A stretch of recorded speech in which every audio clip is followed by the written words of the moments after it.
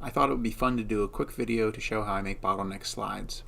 I use a Harbor Freight 4-inch table saw with a diamond cutoff blade. I've tried a lot of other methods and just found this to be my favorite. First, be careful. This puts off a lot of dust and glass shards, so wear a dust mask and safety glasses and really clean up your work area afterwards. And mind that blade.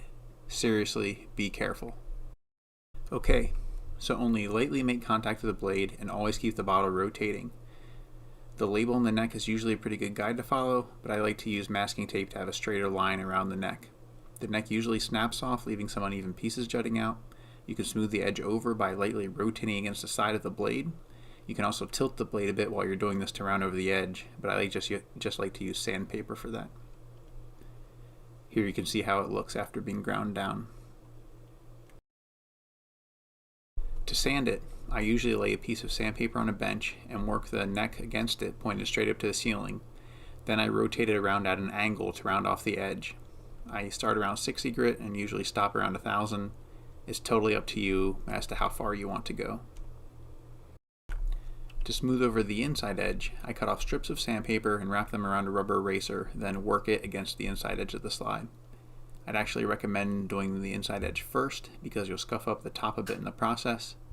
I'm only doing one here in the video, but it's good to do this as an assembly line. Cut off a bunch at once, then sand each on the same grit before moving to the next.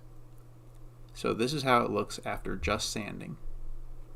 If you want to take it even further, you can use a polishing wheel and some rubbing compound.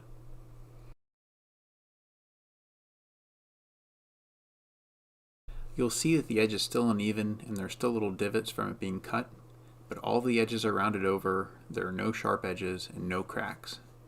Honestly, it's really hard to get the edge perfect, but if you're patient, you can get really good results, and it's really up to you as to how nice you want it to look.